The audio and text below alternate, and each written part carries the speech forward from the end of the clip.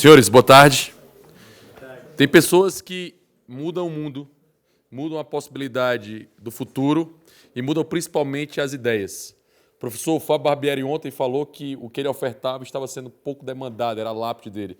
Eu acho que você vai ter que mudar a sua lápide, porque o tamanho da seleção dessa Summer School, o tamanho do crescimento que a gente está tendo, sem dúvida a nossa oferta está sendo cada vez mais demandada e as nossas ideias estão crescendo cada vez mais. Isso não seria possível no Brasil se nós não tivéssemos o professor Biratã Iório.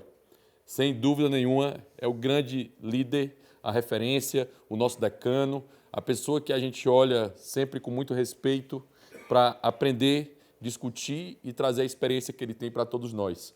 Todo o conselho do MISA, que o Hélio Beltrão também está aqui presente, confirma e confia na direção acadêmica do professor Biratã Iório e tem a honra e o orgulho de tê-lo como diretor acadêmico. E eu, particularmente, tenho a honra e o orgulho de tê-lo, não só ele, mas a esposa Salete, os filhos, o filho que eu conheço, que é Juliano, a neta dele, como amigos muito queridos, que eu tenho o privilégio, inclusive, de tê-los na minha cidade.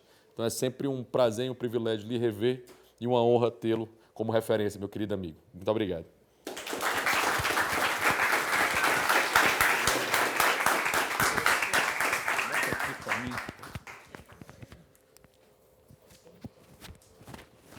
Ainda faço isso, né? Ainda tem. Poxa. Bom, como disse o Rodrigo, me respeita, viu? Sou eu catedrático do MISA. É.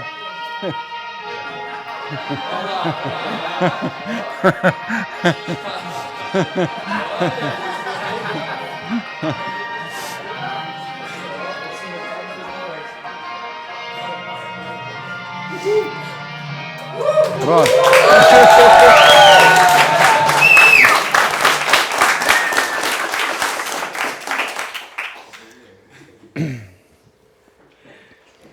Bom, nós vamos percorrer, depois daquela palestra de ontem,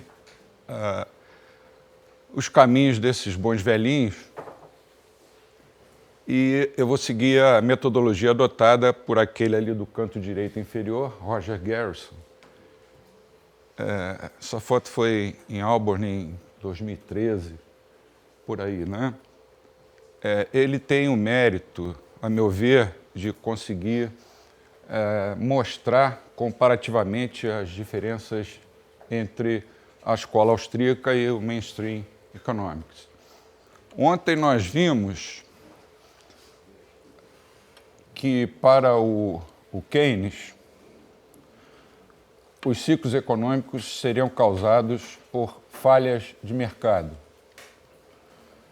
No caso, seria, no dizer dele, por uma insuficiência da demanda privada.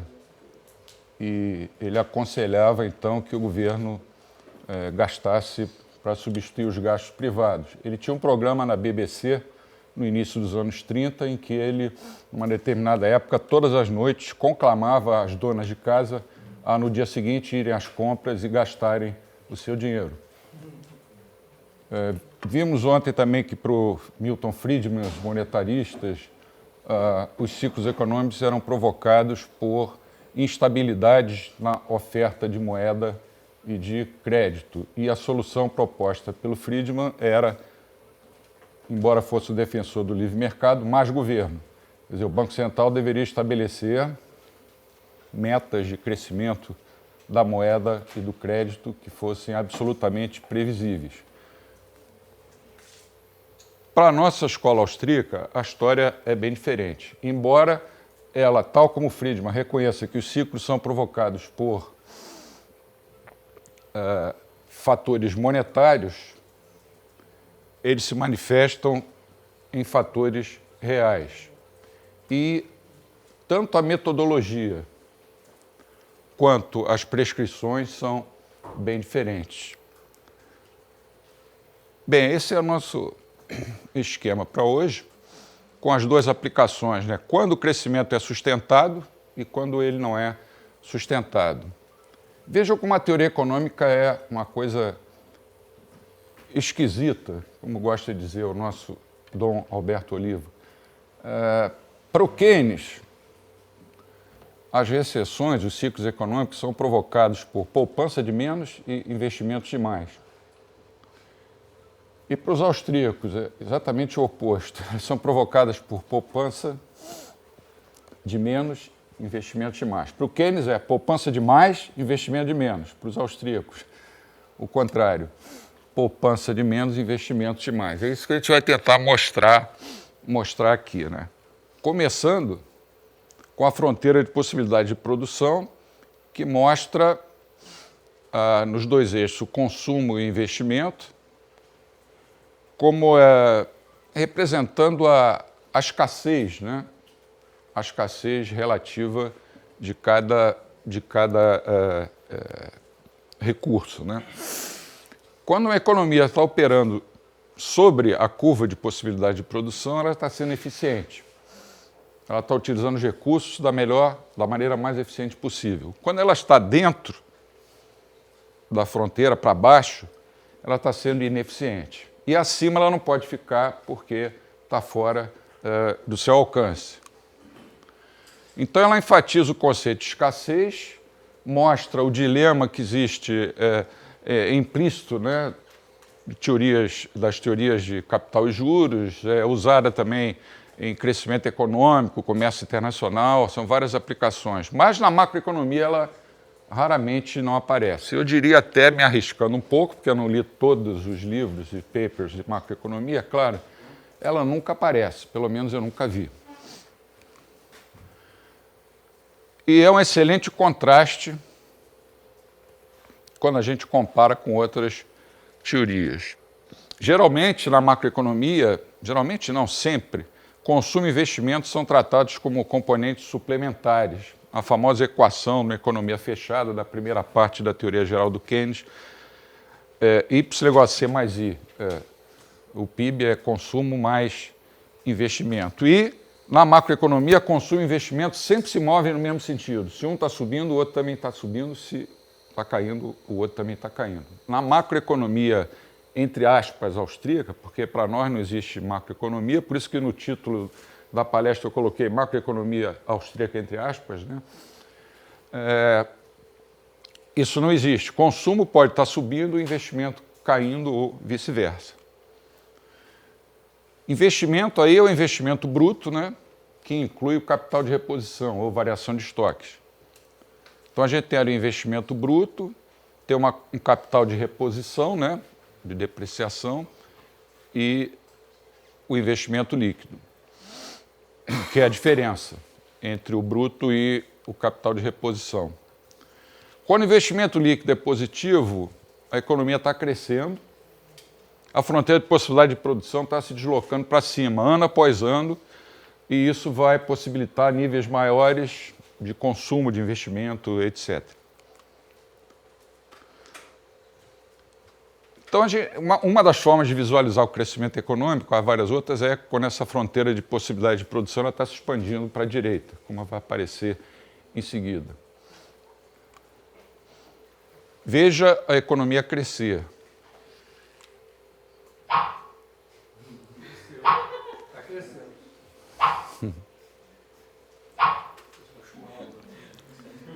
Cresceu em 5 períodos.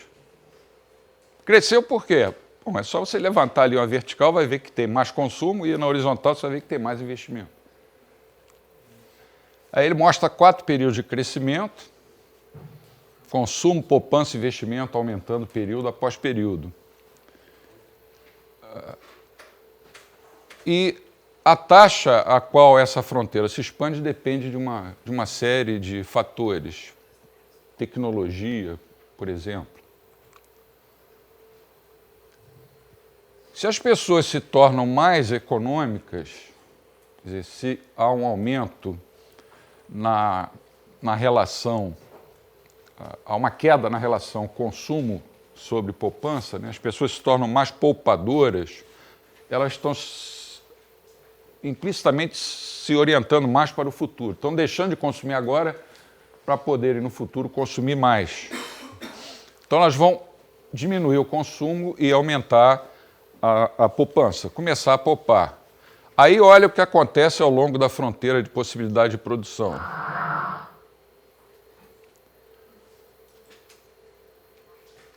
Quer que eu repita? Não, dá. Por enquanto dá para ver. Daqui a pouco vai ter tanta mudança que você já tem que ligar os 4 olhos. Com o aumento da poupança do investimento, a economia passa a crescer a uma taxa maior. Vamos ver a economia crescendo a uma taxa maior. Para ninguém dormir. A economia está crescendo. Crescimento sustentado é o objetivo de todos nós. Tanto daqueles que se auto-intitulam de progressistas, que na realidade são retrógrados, quanto de nós. Qualquer pessoa normal não pode ser contrária ao crescimento. Por isso, quando aparece um economista dizendo eu sou a favor de que a economia volte a crescer, eu pô, vai falar, sabe? Para sua mãe. O aumento da poupança na teoria austríaca dos ciclos econômicos, na TASS, é que faz a diferença. Poupança, ao contrário do que o Keynes tentou vender e conseguiu, infelizmente, poupança é uma coisa que faz bem.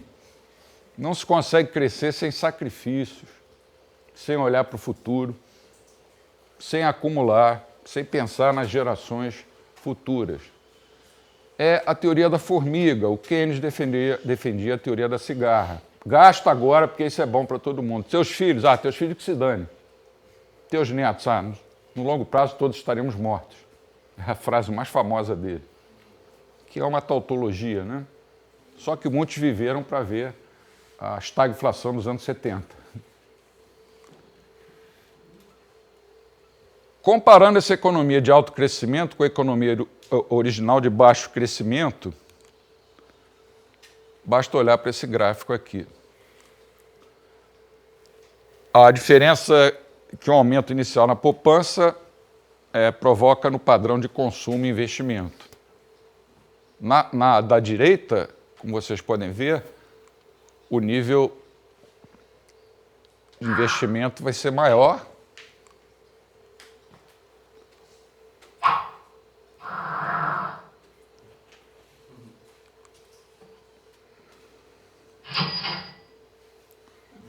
Está melhor do que a outra, né? Então, já no quarto período, a poupança proporcionou um nível de consumo maior do que de outra forma teria sido possível. Porque é claro que no início, quando as pessoas resolvem poupar mais, o consumo vai diminuir. As vendas vão cair, aí todo mundo vai dizer, ei, recessão. Mas no longo prazo, que é o que importa, e esse longo prazo aí não estou nem me referindo a anos ou a meses, mas a uma etapa sucessiva, vai haver um aumento tanto no investimento quanto na poupança e no consumo, que havia caído inicialmente. O segundo componente da teoria é o mercado de crédito, que não é uma coisa austríaca, é uma coisa bem anterior, antes do Keynes. O Keynes simplesmente pegou isso aí, que era uma tradição da teoria econômica, estudar esse mercado de crédito, o mercado de fundos para empréstimos, né? Ele pegou isso e descartou, jogou fora. Poupança é S, né? Oferta de fundos a serem emprestados, investimento é a demanda de fundos, que no fundo reflete o quê? Essa disposição da comunidade empreendedora para tomar dinheiro emprestado e investir em projetos, que geralmente são projetos de longo prazo. Então tem a poupança, tem investimento. E a taxa de juros aí exerce a função de preço, né? Que vai, teoricamente, equilibrar esse mercado. Embora a teoria austríaca, como a palestra da Mariana amanhã vai mostrar, ela não trabalha com mercados em equilíbrio, trabalha com mercados sempre em permanentes mudanças, né?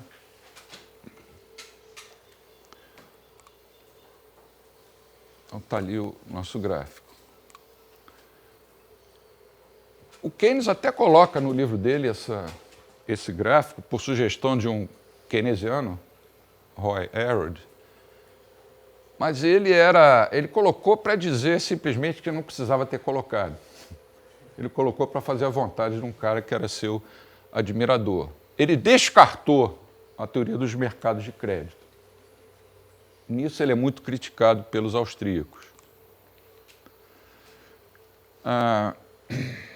E ele é muito importante em toda a tradição austríaca. Na realidade, um economista que não era da escola austríaca, era da chamada escola sueca, Knut Wicksell, foi quem melhor estudou esse mercado de oferta e demanda de fundos. Então, a teoria austríaca tem elementos dessa tradição wickseliana, da antiga escola sueca, que, infelizmente, desapareceu.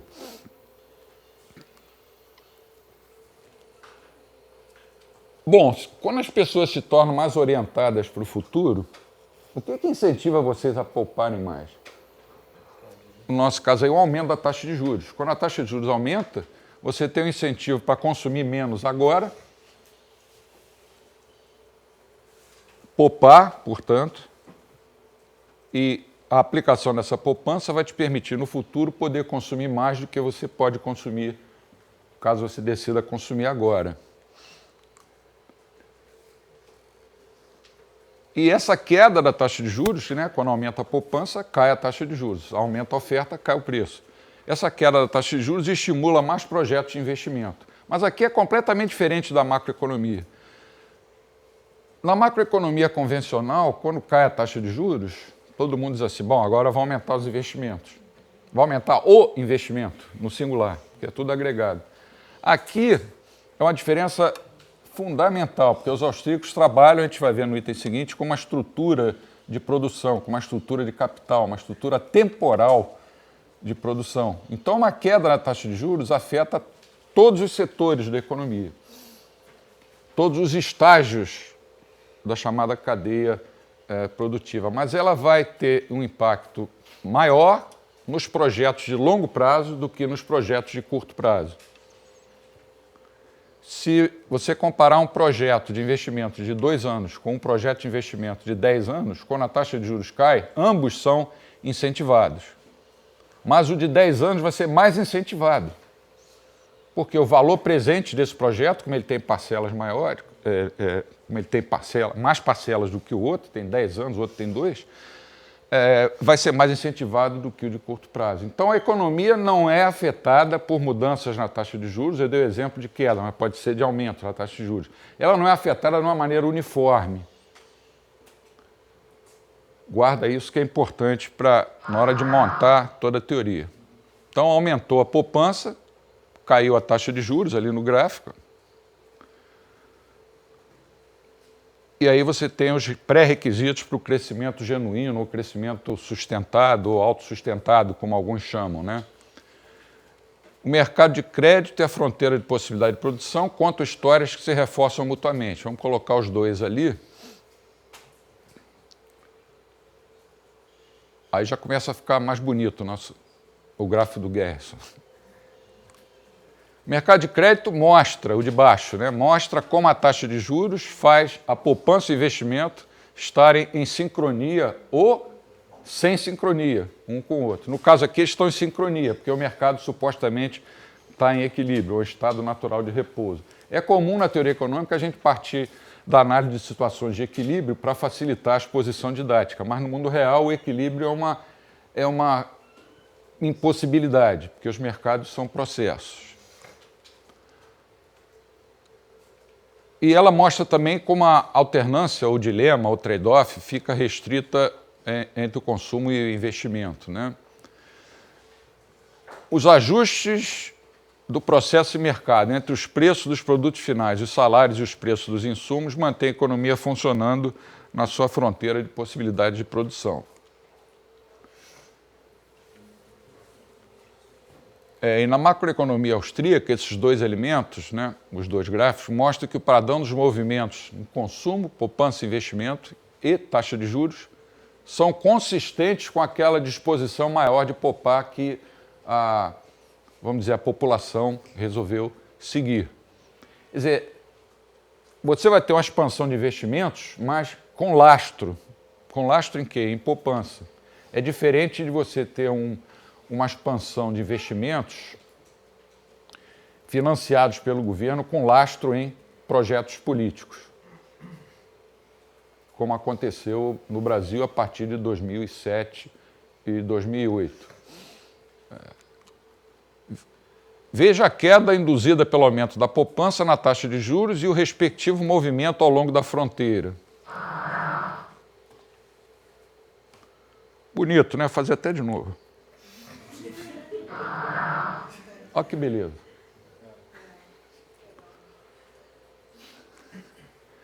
A taxa de juros mais baixa estabelece um novo equilíbrio no mercado de crédito, ali embaixo, né? E a economia se move ao longo da fronteira, lá em cima, no sentido de mais investimento e menos consumo. Aí algumas pessoas desavisadas podem dizer que o consumo está caindo.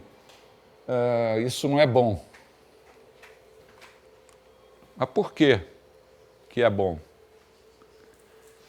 Aí você já tem um outro elemento da teoria austríaca dos ciclos, que é a quarta proposição fundamental do John Stuart Mill. Quem quiser se aprofundar nisso, no último número da revista Mises, eu escrevi um artigo sobre essa quarta proposição. Ela diz basicamente o seguinte: consumo e investimento podem se mover em sentidos opostos. E não como na teoria macroeconômica convencional, eles sempre estão ou ambos subindo ou ambos caindo. É o óbvio, né? Na fronteira, como você tem um dilema, quando um cai, o outro está subindo, na curva ali. Mas para o senhor Keynes, qualquer redução nos gastos do consumidor era um desastre total. Pô, os caras estão querendo poupar mais. Desastre. Donas de casa, vão amanhã para as ruas e saem comprando tudo. Isso aqui está causando a grande depressão. Era a cabeça do Keynes naquele período da vida dele, porque o Keynes mudava de opinião frequentemente. Então, sei lá, no dia 2 de agosto de 1932 ele pensava assim, no dia 4 ele podia estar pensando diferente, mas como ele escreveu no dia 2 de agosto, ficou aquilo ali. E até hoje saem livros tentando explicar o que o Keynes quis dizer na página tal da teoria geral. É o tal paradoxo da poupança. Quanto mais uma economia poupar, pior. Isso só estaria certo se os estoques fossem um elemento representativo, né? Aí você teria um domínio do efeito da demanda. A queda no consumo ia significar uma reposição menor de estoques, ou seja, maiores vendas, os investimentos nos estágios finais da produção, que são os estágios mais perto do consumo final, iam acontecer de acordo com os gastos do consumidor. Mas o que acontece para nós austríacos é que o efeito da taxa de juros lá no mercado de crédito vai predominar para os investimentos de longo prazo, aquele que eu falei de 10 anos, né? Ou os estágios iniciais dos investimentos, como, por exemplo, o estágio de desenvolvimento de um produto qualquer. Uma taxa de juros mais baixa pode estimular uma construção industrial, por exemplo.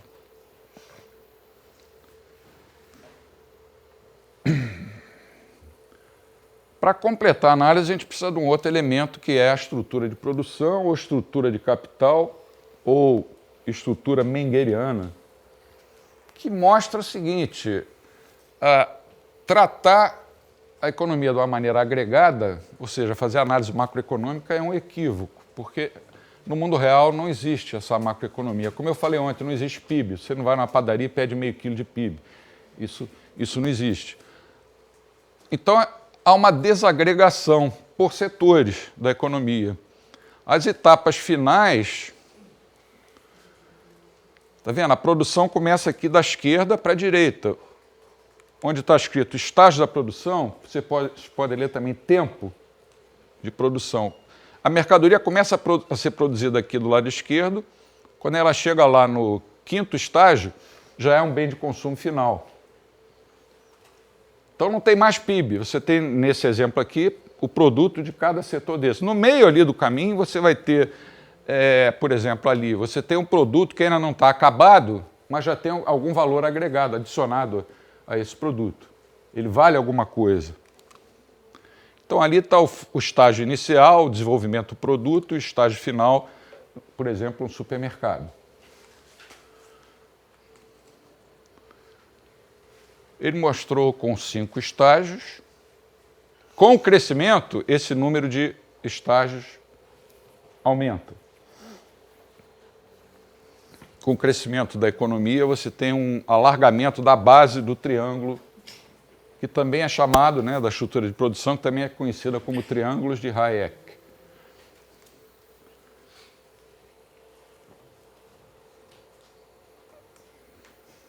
Vou avançar um pouco no que não é tão importante por causa do tempo. Os estágios vão se movimentando ao longo da cadeia de produção. A formação. Esse triângulo é uma coisa aproximada, né? Uma figura aproximada. É claro que no mundo real não dá nem para pensar nisso. São estágios. Para simplificar, você coloca lá uma hipotenusa, vira um triângulo, o desenho fica mais bonito e mais fácil. Uma economia em crescimento, isso é importante. O triângulo aumenta de tamanho conjuntamente com a expansão da fronteira de possibilidade de produção.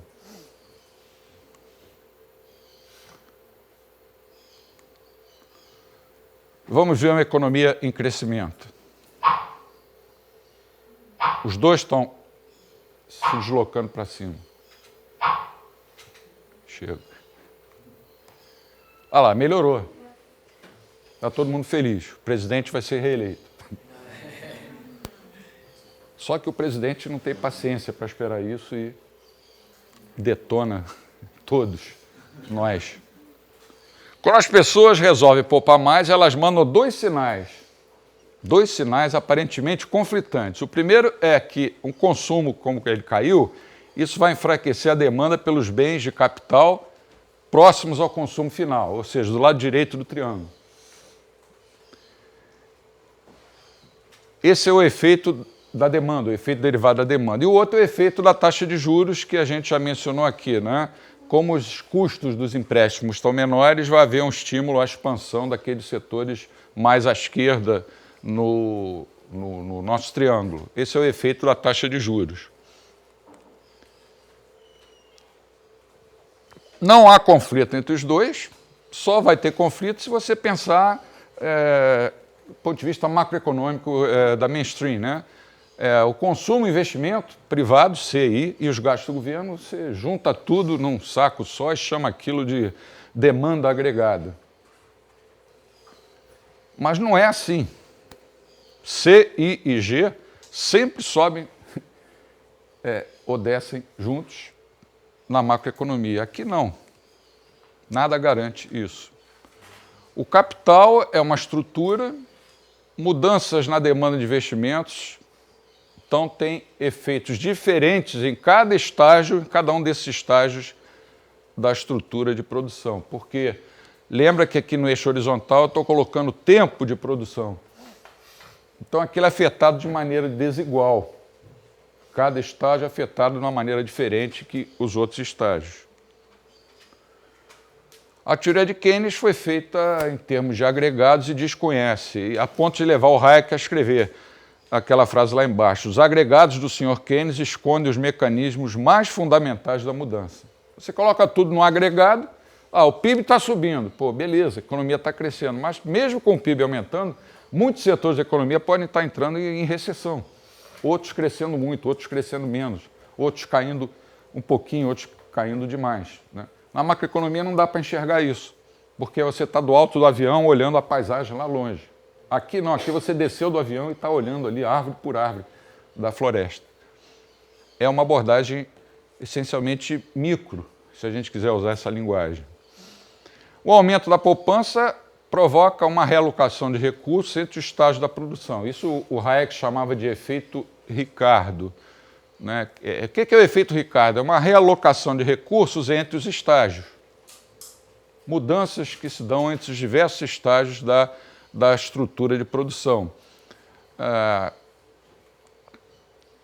O efeito derivado da demanda, que a gente já falou, tende a reduzir a altura do triângulo, porque o efeito derivado da demanda vem de onde? Na queda do consumo. E o efeito taxa de juros tende a expandir a base do triângulo, porque projetos de longo prazo, novos projetos de um longo prazo maior, se pudesse falar assim, vão ser incentivados. Como é que a estrutura de produção vai reagir quando a poupança aumenta? Olha lá. surgiu um sexto estágio, que antes não existia. A possibilidade desse estágio decorre do fato de que a taxa de juros, ao cair, estimulou investimentos num prazo de tempo maior. Então, a economia respondendo ao aumento da poupança.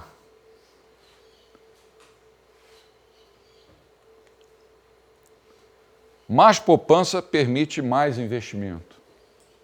Keynes estava errado. Toda a história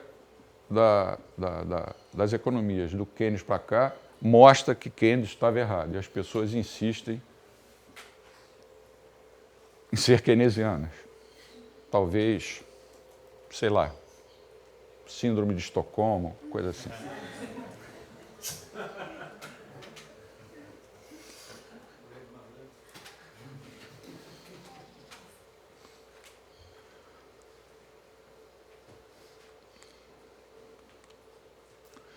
Vamos ver a economia crescer aqui. Acorda. Pronto. Olha lá o ponto final, que maravilha. A economia se expandiu, a base do triângulo cresceu, mais estágios foram incorporados nos processos produtivos, aumentou a poupança, aumentou o investimento, e tudo isso com a taxa de juros menor. Vai explicar isso para os políticos. Espera, os mercados todos vão se ajustar, estimula pelo menos as pessoas a pouparem mais e espera que o resultado vai ser bom. Quem político vai querer esperar coisa nenhuma? A eleição vai ser em outubro desse ano. Então, olha o que acontece com o consumo ali, coisa interessante. No início ele cai,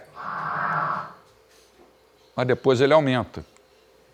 Aqui nesse gráfico, está vendo? No início tem uma queda do consumo, depois ele se expande. E, eventualmente, supera o crescimento anteriormente projetado. O interessante é que o primeiro gráfico, poupança e investimento, e esse segundo gráfico da fronteira da produção... Hélio, vai fazer a pergunta. Ah. Eu vou fazer um comentário.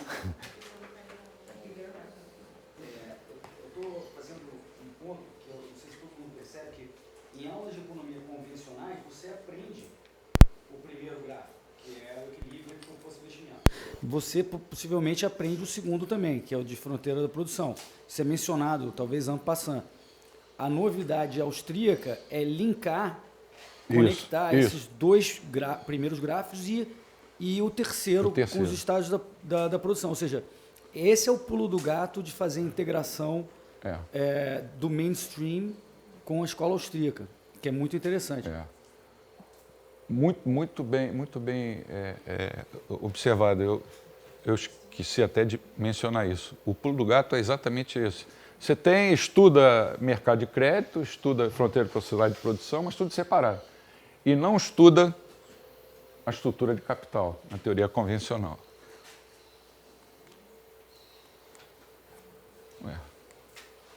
Não está respondendo.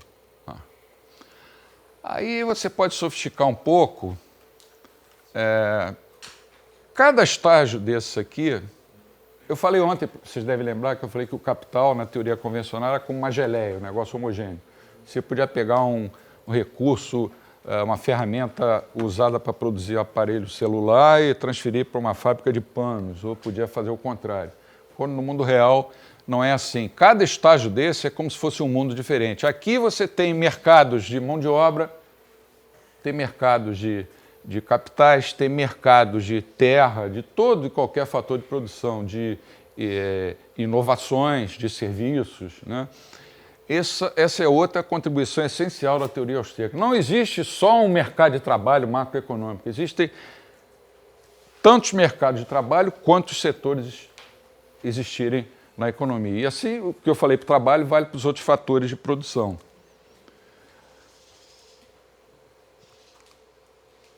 Então, em cada mercado, ele colocou no primeiro e no último, senão o desenho ia ficar impossível desenhar, né? Você tem ali uma oferta, uma demanda de mão de obra ali embaixo, né?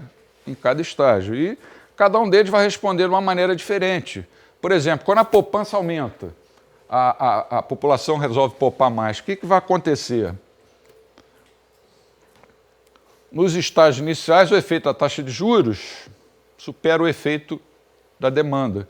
Você vai ter um aumento na demanda de mão de obra. Está vendo? Essa curva aqui, ó, se deslocou para cima. Enquanto lá no setor de bens de consumo final, a demanda de mão de obra se deslocou para a esquerda. Você pode até dizer que houve desemprego aqui, e aqui está acontecendo uma demanda por mais, uma oferta maior de empregos.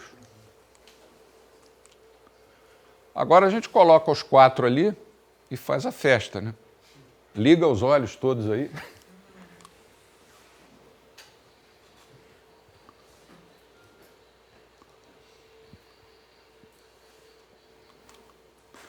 Olha a economia respondendo ao aumento da poupança. É difícil acompanhar os 4, eu repito. Se quiserem, eu repito 10 vezes, porque eu acho esse gráfico uma beleza. É uma fofura, como diria a minha neta mais velha. Olha lá. Maravilha. Na parte final, vamos falar um pouco de crescimento sustentado e não sustentado. Expansão do crédito. Governo Lula, 2007, 2008. Sem lastro em poupança. Banco Central resolve ficar bonzinho. Para todo mundo. Atende às pressões e... Esse dinheiro novo que entra esse dinheiro novo, ou crédito que entra na economia, passa, num primeiro momento, a ser encarado como poupança. Porque tem mais recursos ali no mercado de empréstimos.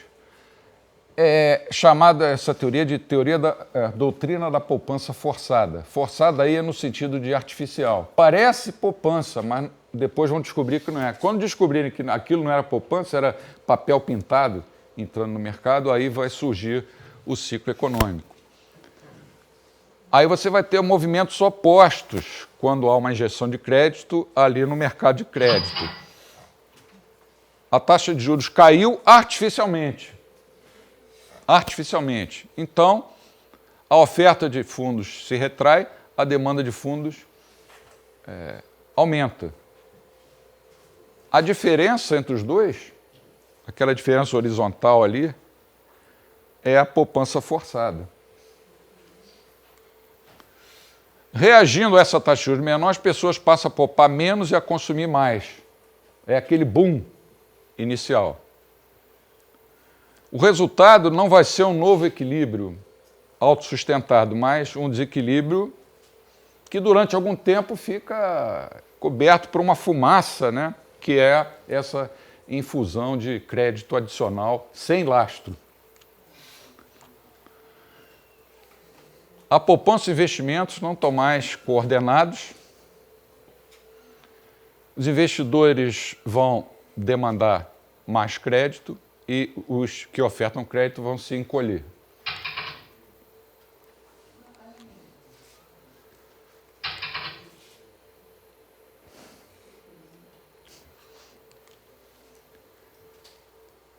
Aí o governo começa a se desesperar e começa a botar mais crédito na economia.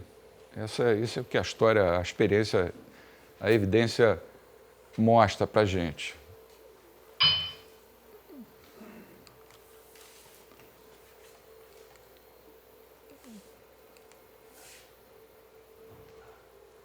No início, você tem estímulos para a economia. Você vai ter um movimento de sentido horário ao longo da fronteira com mais investimento. Mas os assalariados, na verdade, eles não vão estar poupando mais, eles vão estar poupando menos, ou seja, consumindo mais, e isso vai sugerir um movimento anti-horário ao longo da fronteira na direção do consumo. E aí, para onde a economia vai? Ficou doidona. De um lado, fizeram ela cheirar, do outro, deram remédio. Para onde ela vai?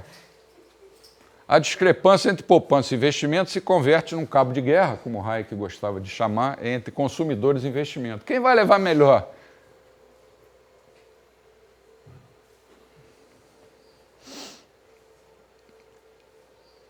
A economia vai ser empurrada para um ponto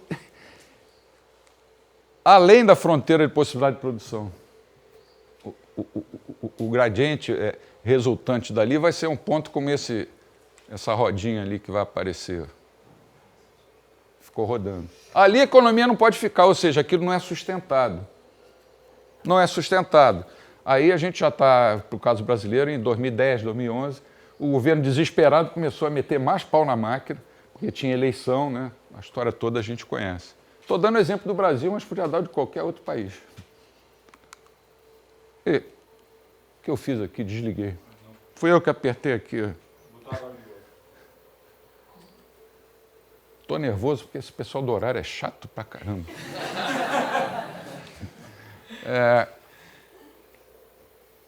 Você já falei, né? Voltou pro mesmo. Parou na rodinha. A baixa taxa de juros estimula o investimento nos estágios iniciais, mas sem recursos suficientes, sem lastro, esses investimentos, mais cedo ou mais tarde, vão se desmilinguir.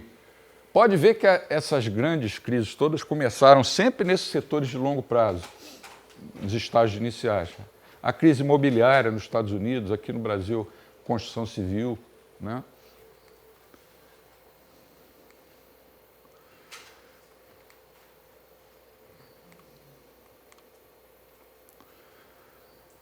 Você vai ter sobreinvestimentos, são investimentos excessivos, e também investimentos errados, porque na hora que você resolveu fazer um investimento, você achou que aquilo era lastreado numa coisa sólida. Na realidade, aquilo estava lastreado em vento. Sobreinvestimento, maus investimentos, e vai ter um sobreconsumo também. Está tudo errado. Mas está todo mundo, a mídia toda, dizendo, beleza, a economia está bem. O Brasil é, né, uma marolinha.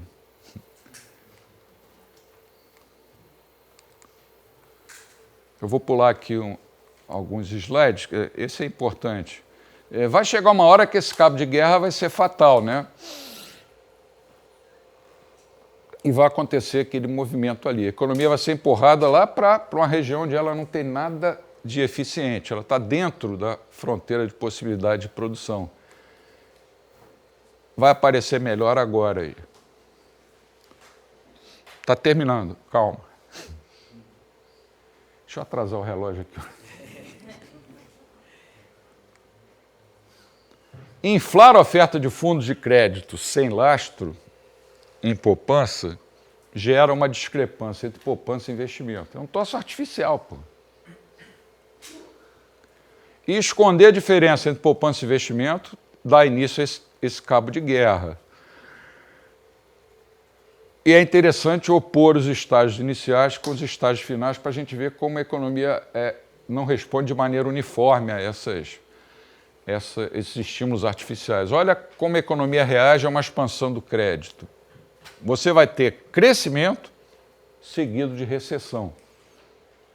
Ou como dizia o professor Mário Henrique Simonsen, que não tinha nada de austríaco, mas essa frase é aplicável aqui, efeitos de expansões monetárias sucessivas são semelhantes à ingestão das primeiras doses de um bom uísque.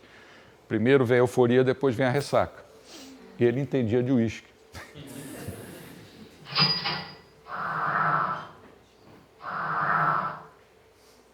De novo. Olha que gracinha. E aí, para onde a economia vai?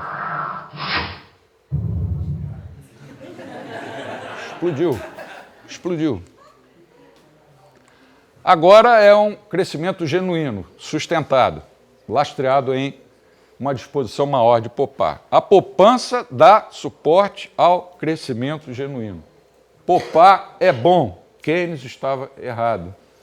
E os keynesianos, inclusive os que estiverem me vendo pela internet, esse está sendo gravado, estão errados. Manda um chupa, professor. Manda um chupa keynesiano. Veja. Look at it.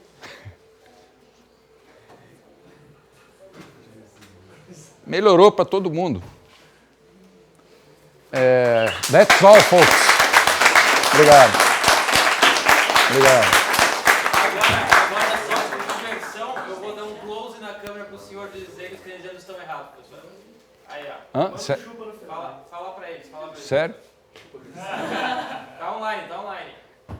Bem, então, o principal recado é que os keynesianos que acreditam que poupar é uma coisa ruim estão completamente errados. Tiveram 80 anos para aprender isso e ainda não aprenderam. A teoria austríaca dos ciclos econômicos é uma comprovação mais do que evidente disso. Todos vocês deveriam estudar a teoria austríaca dos ciclos econômicos, mesmo que fosse para criticá-la, e não criticá-la sem a ter lido antes. Esse é o recado que nós austríacos damos e é o nosso desafio. Venham, nós estamos aqui.